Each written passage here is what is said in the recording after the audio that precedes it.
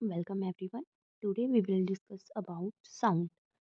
अब हम अपने अराउंड इतने सारे साउंड सुनते हैं एवरीडे लाइफ में। किस किस के साउंड सुनते हैं हम? Humans, birds, animals, vehicles, machines, televisions, music system etcetera. बहुत सारे साउंड सुनते हैं हम डेली लाइफ में। और हम एक दूसरे से कम्युनिकेट कैसे करते हैं? By speaking, hearing and replying through speaking. दो लोग बात करते हैं तो वो एक दूसरे की बातें सुनते हैं और बातों को सुनकर फिर जवाब देते हैं। सो हम कम्युनिकेशन कैसे करते हैं? By speaking, hearing and replying those speaking. Sound indeed play a very important role in our life. अब जो हम साउंड सुनते हैं वो कहाँ से जनरेट होता है? और अब डिफरेंट डिफरेंट साउंड टाइप्स के साउंड होते हैं। ह्यूमंस का साउंड अलग होता है, बर्ड्स का साउंड अलग होता है, एनिमल्स का साउंड अलग होता है, डिफरेंट डिफरेंट ह्यूमन बींग्स का साउंड अलग अलग होता है। तो ऐसा क्यों होता है, इन सब के बारे में हम डिस्कस करेंगे। साउंड कैसे प्रोपेगेट करता है एक जगह से दूसरी जगह, और हम साउंड कैसे प्रोड्यूस करते हैं और कैसे सुनते हैं। अब हम साउंड से क्या समझते हैं? जब भी हमें कोई आवाज़ सुनाई देती है तो हम बोलते हैं कि हमें साउंड सुनाई दे रहा है। Therefore sound is a form of energy which produces the sensation of hearing in our ear. Sound एक टाइप की एनर्जी है जो हमारे ईयर में हियरिंग की सेंसेशन को प्रोड्यूस करती है। साउंड एक टाइप की एनर्जी है, एनर्जी की वो फॉर्म है जो हमारे कानों में हियरिंग की सेंसेशन को प्रोड्यूस करती है। मतलब हमें पता लगता है कि हमें कुछ सुनाई दे रहा है, या सुनने की जो सेंस होती है उसको प्रोड्यूस करती है, उसको साउंड बोलते हैं। अब हमने डिफरेंट टाइप्स ऑफ एनर्जीज के बारे में पढ़ा है, जैसे कि मैकेनिकल एनर्जी, हीट एनर्जी और एक्सेट्रा। हम ये भी जानते हैं कि हम एनर्जी को एक फॉर्म से दूसरी फॉर्म में कन्वर्ट कर सकते हैं। जब हम अपने हाथों को क्लैप करते हैं, क्लैपिंग करते हैं, तो साउंड प्रोड्यूस होता है। अब अगर हम एक टाइम के लिए सोचें कि इस साउंड के प्रोडक्शन में कौन सी एनर्जी यूज़ होती है। अब साउंड कैसे प्रोड्यूस होता है? जब कोई दो ऑब्जेक्ट आपस में स्ट्राइक करते हैं। सपोज हम दोनों हाथों को स्ट्राइक कर रहे हैं तो क्लैपिंग हो रही है। अब एक हाथ से क्लैपिंग थोड़ी ना होती है। अगर हम दोनों हाथों को स्ट्राइक करेंगे तब क्लैपिंग होगी।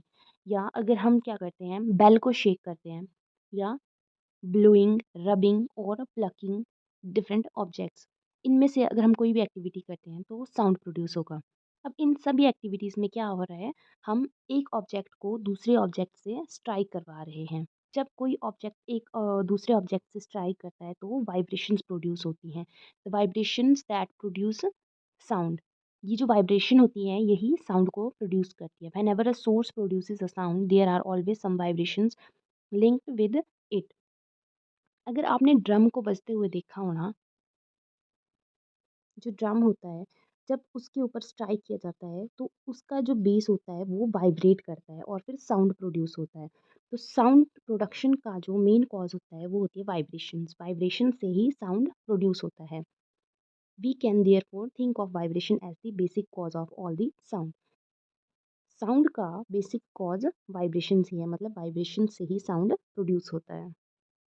ना अगर आपने एक तारा, ये जो इंस्ट्रूमेंट है, म्यूजिकल इंस्ट्रूमेंट, इसको देखा होना, तो अगर हम इसमें सिर्फ एक ही स्ट्रिंग होती है। अगर हम इस स्ट्रिंग को प्लग करें तो हमें वाइब्रेशन दिखाई देंगी और साउंड प्रोड्यूस होगा। तो जो परफेक्ट म्यूजिशियंस होते हैं, प्रोफेशनल म्यूजिशियंस होते हैं, वो का यूज़ करते हैं इस स्ट्रिंग को प्लग करने के लिए, जिससे फिर डिफरेंट टाइप्स का म्यूज़िक प्रोड्यूस किया जाता है, सॉन्ग्स प्रोड्यूस किए जाते हैं।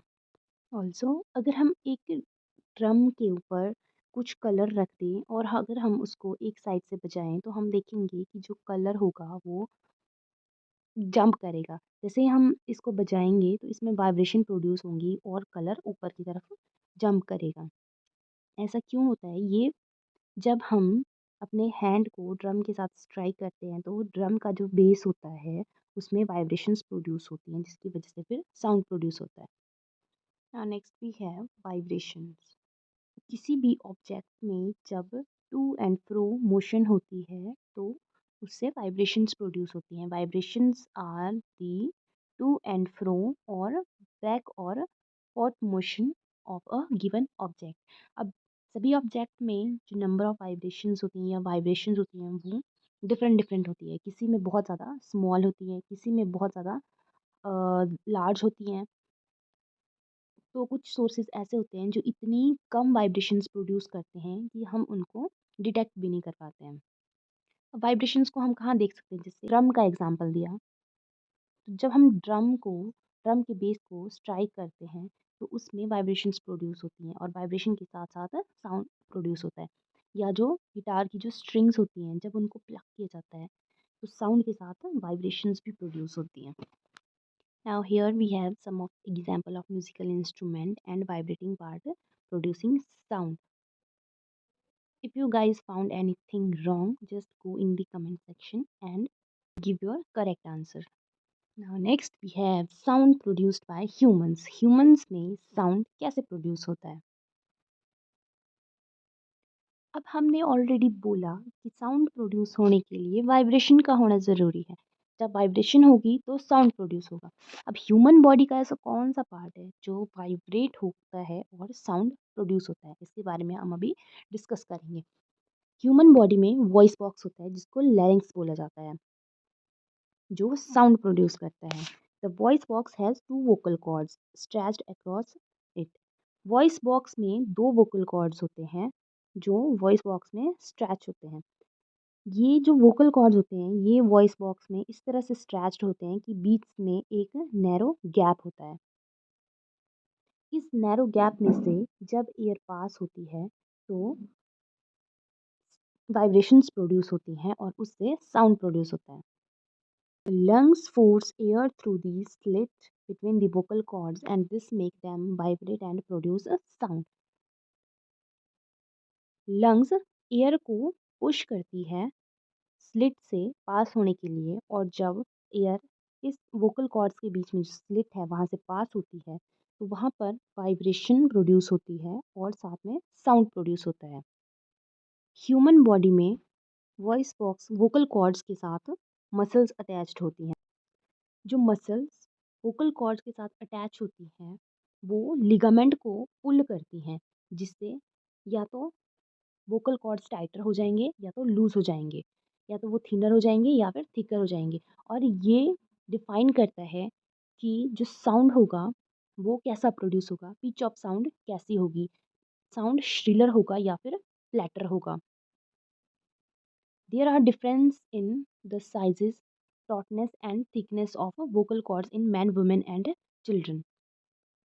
This difference results in each group having a characteristic sound of its own.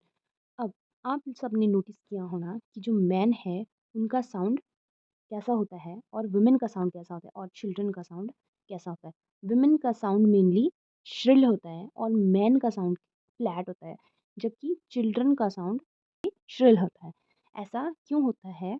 उनमें जो वोकल कॉर्ड्स होते हैं उनका साइज़, टॉटनेस और थिकनेस डिफरेंट डिफरेंट होती है, जिसकी वजह से उनमें डिफरेंट पिच का साउंड प्रोड्यूस होता है।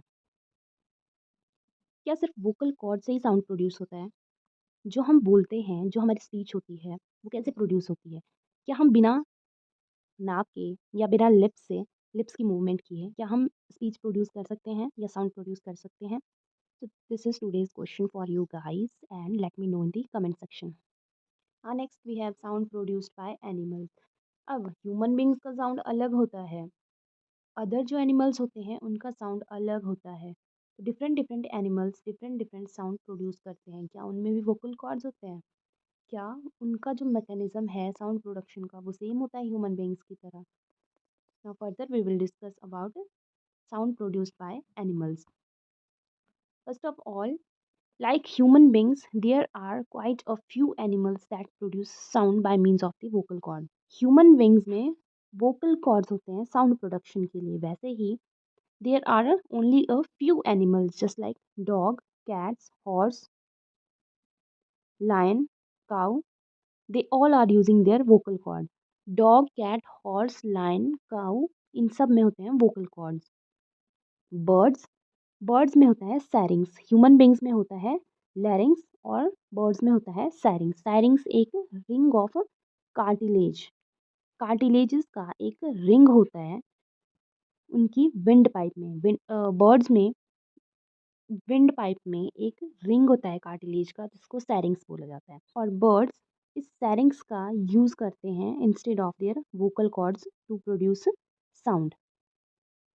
This characteristic sound is a jarring or unpleasant one in case of the birds like crow, but is pleasant और soothing in case of parrot and मैना. अब किसी में ये जो बर्ड्स का साउंड होता है किसी में अनप्लीजेंट होता है और किसी में बहुत ही प्लीजेंट और स्मूथ होता है. जो इंसेक्ट होते हैं जैसे मॉस्किटोज बीज, ये अपने फ्लैप्स को, इनके जो विंग्स होते हैं उनको वाइब्रेट करते हैं जिससे साउंड प्रोड्यूस होता है. By vibrating their wings rapidly to produce sound. जितनी ज़्यादा वो रैपिड वाइब्रेशन करेंगे देयर विंग्स की, उतना ही हायर पिच का साउंड प्रोड्यूस होगा. जितनी जल्दी जल्दी वो वाइब्रेट करेंगे विंग्स को, उतना ही श्रिल साउंड प्रोड्यूस होगा. अब आपने फ्रॉग्स को साउंड प्रोड्यूस करते हुए देखा है. फ्रॉग्स कैसे साउंड प्रोड्यूस करते हैं? Frogs puff their vocal sacs up their throat like a balloon. Frogs में जो उनका वोकल सैक होता है वो उसको पफ कर देते हैं, बाहर की तरफ निकालते हैं, just like a balloon. Balloon की तरह अपने वोकल सैक को फुलाते हैं जो उनके गले में होता है. Additional inflation of additional inflation of their throat helps them to make their croaking louder.